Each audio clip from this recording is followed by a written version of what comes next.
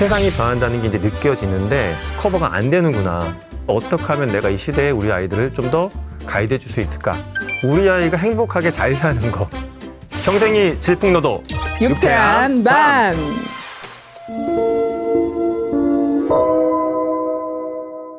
안녕하세요. 인지과학자 김상균입니다. 저는 현재 경희대학교 경영대학원에서 근무하고 있고요.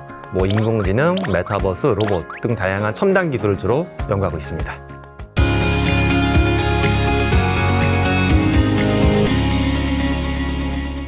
대치동 이른바 학군지 부모님들이 네. 이른 새벽부터 AI 네. 강좌를 들으러 다니신다고 하셔서 그렇죠. 아니 이분들이 이렇게 일찍부터 나서시는 네. 이유가 뭘까 궁금했거든요. 뭔가 도대체. 제가 며칠 전 서초구 학부모님들만 대상으로 강의를 했었어요. 1시간 교육을 가게 되면 1시간 만에 못 돌아와요. 계속 질문하시고 질문이 구체적이면서 굉장히 고민이 많이 녹아들어 있어요. 핵심은 그런 것 같아요. 세상이 변한다는 게 이제 느껴지는데 내가 원래 쌓아왔던 경력이나 내 지식만으로는 이게 좀 커버가 안 되는구나. 그래서 어떻게 하면 내가 이 시대에 우리 아이들을 좀 더 가이드해 줄 수 있을까? 이런 부분에 대한 고민들을 정말 딥하게 하고 계세요. 시대 변화를 확실히 이제 체감하고 계시는 상황인 네네. 거군요. 예. 뭔가를 얻어가려고 하는 건 목적이 있으실 것 같은데요. 우리 아이가 행복하게 잘 사는 거. 예전에 보면 좋은 대학 가고 좋은 학과 가고 직업을 딱 얻으면 30년 동안 잘 벌고 잘 산다라고 생각했었는데 본인의 삶만 봐도 그게 깨지기 시작했거든요. 기껏 좋은 대학 가고 이렇게 직장 들어간 것 같은데 심한 경우에 이제 올해 초 기준으로 입사자 5년 차부터 희망퇴직 받기 시작한 금융권 기업들도 나타나기 시작했어요. 그러니까 이런 걸 본인이 겪고 느끼시니까 불안하신 거죠. 그래서 새로운 방향을 찾기 위해서 오시는 것 같아요. 네. 교수님으로서 또 학생들 가르치시고 계시고 네. 그리고 또 여러 기업들과 협업하면서 산업이 어떻게 변하는지도 목격하고 계시니까요. 시대가 바뀌는 거를 제일 많이 고민하고 계시니까 네. 자녀분들의 진로 상담을 어떻게 하셨을지도 궁금한데요. 저는 저희 아이들한테도 이거저거 막 보여주긴 해요. 해외 기업 사례들, 제 제자들 사례들 보여주긴 하는데 그럼 아이들은 늘 그럼 아빠가 생각한 정답은 뭐야? 라고 물어보거든요. 그럼 저는 지금도 그렇지만 내가 정답을 어떻게 하니? 너 인생인데 혹시 네가 학원비 앞으로 하면 좀 도와줄 수도 있고 이렇게 해줄 수는 있겠지만은 결정은 네가 하는 거다. 근데 우리 아이들이 이걸 되게 힘들어 하더라고요. 보면은 학교에서도 보기가 4개가 있고 그중에 하나가 꼭 정답일 거고 이거를 한 10몇 년 하다 보니까는 진로에도 정답이 있을 거라고 자꾸 믿고 있어요. 이제 20살이 돼서 대학을 가고 또는 20대 중반이 돼서 이제 직장을 선택할 때도 부모님 또는 학교에서 뭔가 정답을 정해줄 거야라는 기대감을 갖고 있는데 전 제가 책임지기 싫어서 드리는 얘기가 아니라 어른들도 잘 모르거든요. 오히려 우리 아이들이 더 잘 알고 있는 분이 저는 많다라고 봐요. 일례로 제가 엔터테인먼트 기업 일도 도와드리고 있는데 엔터 기업이 요즘 힘든 것 중에 하나가 K-팝 아이돌 지망생들이 줄고 있어요. 근데 이걸 부모님들이나 현장 교사들은 잘 못 느끼시더라고요. 근데 아이들은 왜 줄어드냐 하면 아이들이 쇼츠도 보고 여러 가지 막 자주 뒤지다 보니까 K-팝 아이돌 지망생이 얼마나 힘든지를 이제 데이터로 아는 거예요. 힘든 직업이네. 그러니까 오히려 선생님들은 막 애들 선호 직업이라고 해서 비디오 보여주는데 애들은 관심이 없어요. K-팝 아이돌 저는 이제 안 할 건데요. 그럼 너희 꿈은 뭐냐면 그게 아이들 표현입니다. 인플루언서 유튜버 이게 아이돌하고 비슷한데 좀 편해 보여요. 이렇게 또 꿈이 바뀌었어요. 그러니까 저는 이런 걸 놓고 봤을 때 어른들이 모든 거를 결정한다라는 그 강박관념을 버리는 게 가장 중요하다라고 믿고 있습니다. 공부만 잘하는 아이는 위험합니다. 네. 이 얘기가 진짜 확 와닿았었는데 네. 현재 자녀를 키우시는 부모님들의 고민이 그래서 진짜 클 것 같아요. 어떤 네. 것들을 좀 고민해 봐야 될까요? 일단 부모님들도 그렇고 제가 최근에 장학사분들이나 현직 교장 선생님들도 많이 만나뵀는데 이 상황에 대해서 문제가 있다는 거 인식을 하시면서도 원천적인 풀지 못하는 퀘스천이 하나 있죠. 교수님 아무리 그래도 입시가 안 바뀌었기 때문에 할 수 있는 게 별로 없다. 초등학교 때는 모르겠는데 중학교만 올라가도 일단 중학교 올라가면 강남 기준으로는 의대 갈지 못해서 정해버리니까 그다음부터 입시장에서 돌진해야 되는데 이거 주입식 교육이 나쁘다 어쩌다 하지만 우리 선택지가 없어요 라고 말씀하세요. 그럼 저는 이제 이분한테 이걸 여쭤봅니다. 그렇게 좋은 대학 나와서 흔히 이야기하는 좋은 직장 들어갔는데 그게 가장 안정적이고 행복한 삶으로 보이시냐고 하면 또 약간 거기에 대해서 아닌 것 같아요 라고 말씀하세요. 그러면 저는 입시를 포기하라는 말씀은 아닌데 우리 아이의 시간이나 나의 노력이나 돈이나 투자할 때 기존에 30년 전에 서울대 가려고 노력했던 그 입시 체계 그 노력을 100% 그대로 답습하는 게 맞는지 아니면 입시를 버리진 않더라도 분산 투자해가지고 아이가 창의성을 키우거나 자기를 탐험할 수 있는 어떤 그런 경험을 20% 30% 마련해줄지 이거는 학교나 학부모님들의 저는 어떤 용기가 필요한 부분이라고 봐요. 또 한 가지가 우리 아이가 그렇게 할 수 있을 거라고 하는 믿음도 필요한데 현재는 보면 용기하고 믿음이 둘 다 조금은 적지 않나 하는 생각이 듭니다. 저 같은 경우에는 저 아이들 키울 때 저희 아이는 둘 다 뭐 국영수를 학원에서 배운 적이 없어요. 돈을 아끼려고 했던 건 아니고 저는 원칙이 무용한 것은 보내줬어요. 당장 용도가 명확하지 않은 것. 국어를 배우겠다. 용도가 명확하잖아요. 그쵸. 근데 갑자기 약간 뭐 피리를 배우겠다? 또 마술을 배우겠다? 이런 거는 가서 배우라고 했어요. 왜냐하면은 저는 분산 투자를 그렇게 생각했던 것 같아요. 아이가 그렇게 하면 언젠가 삶에서 돌아올 것이다. 근데 저도 100% 확신 없었고 아내도 마찬가지예요. 그래서 저는 아내하고 맥주 마시고 막 얘기하면서 서로 갖고 있는 불안함을 좀 다독거려주는 대화를 많이 했어요. 당신 불안해하지만 지난번에 보니까 마술 배운 거 갖고서 국어 시간에도 발표하고 뭐 하던데 좀 기다려보자. 서로 그런 믿음과 용기를 채워주는 노력이 필요하지 않을까 생각합니다. 부모님들이 굳건하게 믿고 있는 네. 것이 있습니다. 의사는 괜찮지 않을까. 그렇죠. 불패시나라고 네. 느껴지는 이 네. 의사에 대한 네. 욕망은 정말 끊이지 않고 있는데요. 그렇죠. 언제까지 이렇게 안정적인 직업일까요, 의사는? 확실한 건 의사가 사라지진 않아요. 다만 의사라는 업의 특성이 달라집니다. 5년, 7년 전부터 중국, 미국, 한국 이런 순서로 해서 의학 분야에서 쓸 수 있는 AI 특허가 쏟아져 나오고 있어요. AI 로봇 특허들이. 그리고 올해 6월 달에는 스탠퍼드 의대에서 어떤 실험을 했냐 하면 수술방에 360도 카메라를 여러 개 설치했어요. 수술 장면을 막 찍어요. 그래서 이걸 익명화를 시킵니다. 환자 얼굴 약간 모자이크 막 처리해가지고 AI 학습을 시켜요. 그래서 우리가 드라마 보면 많이 나오는 게 있어요.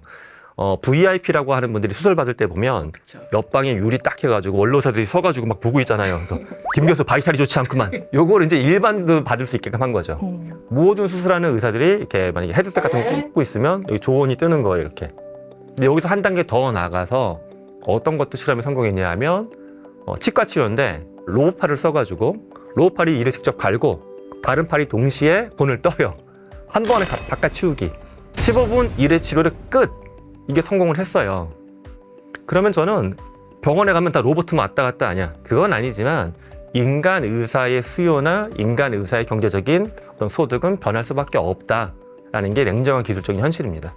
입시 지형도 바뀌겠는데요.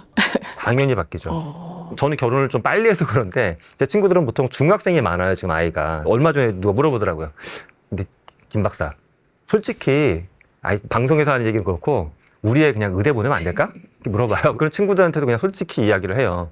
의사는 숭고한 직업이 필요한 건 맞는데 혹시라도 너의 마음속에 오랫동안 경제적으로 변하지 않는 가치 때문에 의사를 하려고 하는 거면 요거는 재고해 볼 필요가 있다라고 솔직히 이야기합니다. 친구로서. 전체적인 직업 지형이 이렇게 흔들린다고 하면 그렇다면 도대체 끄떡없는 직업, 앞으로 뭐 미래에 가치가 있을 직업은 뭐가 있을까요?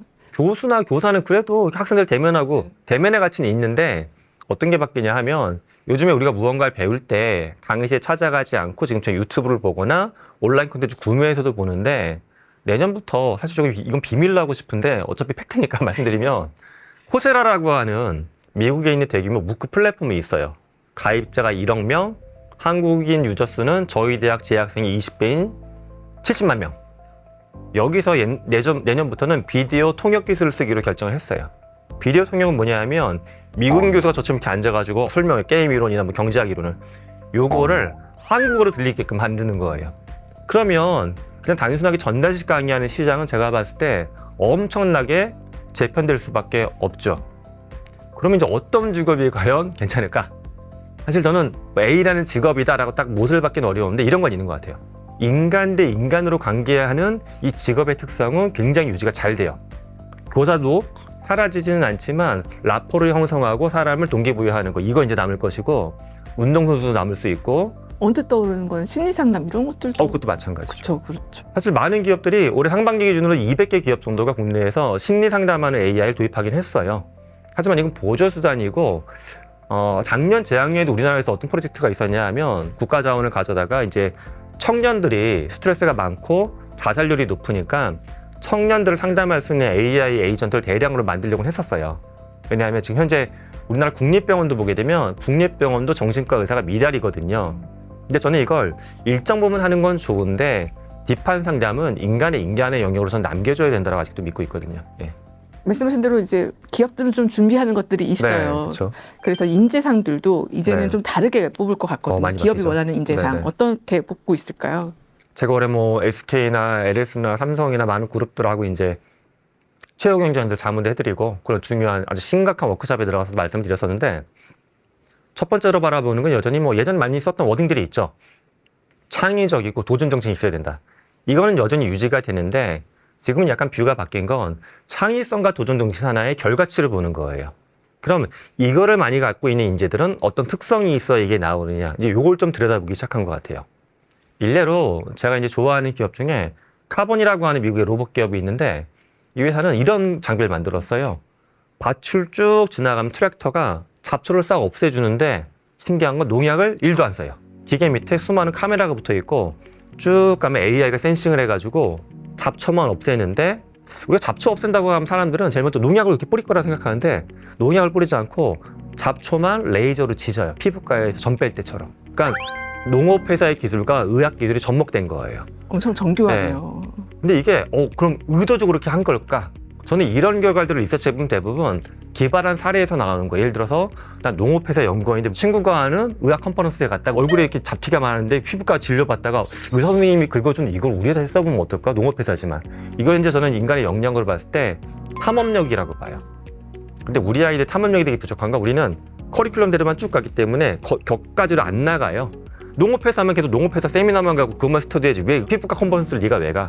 요즘에 기업에서 이제 선호하는 인재 전 첫 번째 동목은 오히려 무용한 걸 해보고 정도가 아닌 외도 해봤던 사람들, 옆 길로 가봤던 사람들을 많이 찾고 있습니다. 대학에서 먼저 잘 다듬어져야 기업도 가는 걸 거니까요. 네. 대학에서 찾는 인재들, 학생 원하는 인재는 어떤 아이들일까요? 질문과 판단에 대한 힘이 있는지를 좀 더 중요하게 보는 것 같아요. 이제는 정답이 없는 게 워낙 많다 보니까는 정답이 없는 것 중에서 얘가 하나를 선택할 수 있는지 그리고 이게 뭔가 잘못되거나 그르쳐졌을 때 어떻게 책임질 수 있는지 결정하고 판단하는 힘을 또 최근에 굉장히 중요하게 바라보고 있습니다. 교수님도 대학에서 혹시 면접을 해보신 적이 있으실까요? 네. 학생들? 그렇다면 그때 혹시나 네. 기억에 남는 어떤 네. 인재들이 네. 있었을까요? 수시할 때 이제 면접을 보는데 보통 학생들이 외워와요. 다. 수만이 아시죠? 수능 만점 휘날리면 그건 사이트에 막 있거든요. 요즘에 또 AI가 있으니까 표준답을 만들어주는데 그래서 학과 커리큘럼 같은 거 어느 정도 보고 와요. 그럼 이제 커리큘럼 좋다고 막 이렇게 찬양을 하거든요. 그럼 저는 이제 우리 학교 커리큘럼이나 교육 방법 또는 교수님들이 갖고 있는 문제점이 뭘까요? 궁금한 거 없어요? 라면 대부분의 학생들은 아닙니다. 너무 좋습니다. 라고만 이야기해요. 그럼 용어는 좀 너무 맥이 빠지고 어떤 친구는 이렇게 얘기해요. 전공 편람을 봤더니 예를 들어서 어떤 대학하고 비교해 봤을 때 새로운 걸 전공하신 교수님들 좀 적어 보이시는데 혹시 여기서 느끼는 위기의식이거나 어떤 해법에 대한 생각을 안 해보셨냐고. 마치 총장님이 면접하는 줄 알았어요. 저를. 이런 질문 학생을 뽑고 싶었던 이유가 얘는 들어왔을 때 스스로 채울 수가 있겠구나. 또는 우리를 더 채울 수 있게끔 뒤에서 밀어줄 수 있는 친구구나. 또 이 친구는 제가 점수를 좀 높게 줬던 기억이 있습니다. 근데 입시 제도가 변하지를 않아서요. 사실은 교수님의 표현대로 창조적 삽질이라는 거를 네. 하기가 굉장히 힘든 환경이기도 네. 해요. 부모님들이 네. 어떤 과거의 성공 방식에서 벗어나서 아이들을 키워야 되니까 한 번 더 짚어주시면 좋을 것 같은데요. 일단 부모님들 방송 보시는 분들 팩시밀리 아시죠? 팩시밀리. 네, 써보셨죠? 또는 토큰 하면은 버스 토큰이 먼저 떠오르세요? 아니면 암호화폐가 먼저 떠오르세요? 버스 토큰이시죠? 예. 그리고 1004-8282. 삐삐 암호 아시죠? 천사의 빨리빨리요. 또는 저거 아세요? 플로피 디스크 넣었다 뺐다. 요즘 아이들은 플로피 디스크 넣었다 뺐다 이해를 못해요. 우리는 막연하게 아니 뭐 다른 세대도 얼마나 다르겠어 라고 생각을 하지만 우리 아이들하고 우리 세대가 엄청 달라져 있고 윗세대하고 다르잖아요. 세상의 변화 속도가 내가 느끼는 것보다 사실 더 빠르다라는 걸 인정을 해야 되고 과학적으로 체크해보게 보면 이 속도는 앞으로 좀 더 빨라질 겁니다. 이 모든 면을 사실 아무리 부모님이고 내가 많이 배워도 다 미리 예견하고 재단할 수 없다. 일단 이거를 좀 인정하시는 게 가장 중요하다고 봐요. 성적이 아니라 성격의 시대라고 하셔서요. 그 지적 능력보다 사회성 좋은 사람들이 왜 성공할 수밖에 없는지 이유를 한번 말씀해 주시면 좋을 것 같은데요. 근데 여기서 이제 성격이라는 거고 MBTI에서 뭐 대문자 E여야 된다는 건 아니에요. 저는 일단 대문자 I입니다. 제가 대문자 I이기 때문에 얘기를 드리는 걸 수도 있긴 한데 성격이 좋다라는 건 반대로 생각해 보실 필요가 있어요. 저 사람이 상대의 감정을 정밀하게 해석을 하고 자기 감정을 정교하게 표현할 수 있는 사람이냐. 왜냐하면 인간이 협업하는 환경을 보게 되면 흐름을 봤을 때 점점 더 협업하는 사람이 많아져요. 예전에 한 직장에 들어가면 팀 내 10대 명, 부서 몇십 명만 잘 얽혀갖고 20년 버티면 됐는데 이제는 이직도 많아지고 직장도 뭐 파트너들이 많아지다 보니까는 내가 협업해야 될 범위가 넓어지고 있어요. 근데 여기서 중요한 건 직장에서의 업이라는 거는 기능적인 관계와 인간적인 교감 두 가지가 굉장히 중요한 역할인데 기능적인 거의 대부분은 AI나 휴머노이드가 막 채워주기 시작했거든요. 그럼 여기서 우리는 디테일을 봐야 되는 거예요. 실제 심리학이나 경영학에서 많이 쓰는 실험들 중에 이게 있어요. 인간의 눈 모양만 잘라낸 사진들을 놓고서 어떤 감정인지 맞춰보게 합니다. 보통 한 30장 정도 사진 갖고 하는데 하다 보게 되면 정상 범주에 들어가는 사람들은 25장 이상 맞춰요. 근데 맞추는 비율이 확 떨어지는 분들이 계세요. 그분은 상대방 감정을 잘 해석을 못하는 분이에요. 실험할 때 저희가 이제 해석력이 높은 분들, 낮은 분들을 띄어가지고 집단 업무를 시켜봐요. 그룹 작업을 5명. 그러면 단순한 업무를 시켜도 해석 작업이 안 됐던 분들은 업무 성과가 낮게 나와요. 근데 여기 신기한 게 온라인에서 일을 시켜도 똑같이 현상이 돼요. 얼굴을 안 바라볼 때도 이 현상이 나타나요. 뭐 줌으로 일하고 게시판, 메신저로 일할 때도 이분들이 업무 성과가 떨어져요. 이거 이제 많은 분들이 궁금하시는데 이렇게 해석을 해보시면 돼요. 여러분 만약에 이제 동료들이 메신저 하는데 알겠습니다 하고 점 찍는 경우, 알겠습니다 하고 느낌표 2개, 또는 알겠습니다 하고 물결 표시에 웃음 하는 거, 또는 웃음인데 세미콜론 붙은 거. 각자 의미가 다르거든요. 동료가 만약에 20대 중반의 젊은인데 이렇게 웃음 표시에 세미콜론 붙였다. 이건 약간 썩소일 수도 있어요. 네. 그리고 느낌표 2개는 정말 좋은 게 아니라 그냥 정말 좋은 척을 하는 걸 수도 있고. 그래서 제가 말씀드렸던 성격이라는 말은 외향적이다라기보다 감정에 대한 교감력이 뛰어난 사람, 그렇게 보시면 좋겠습니다. 세계 기업에서 주목하는 역 멘토링이라는 걸 소개해 주신 부분이 굉장히 인상적이었어요. 네. 구찌도 이렇게 바뀌었구나라는 네네. 생각들을 하면서 봤었었는데 네. 그 AI 시대에 적응 중인 우리 부모님들도 집에서 아이들과 이 역 멘토링을 해보면 좋을 것 같거든요. 어떻게 해볼 수 있을까요?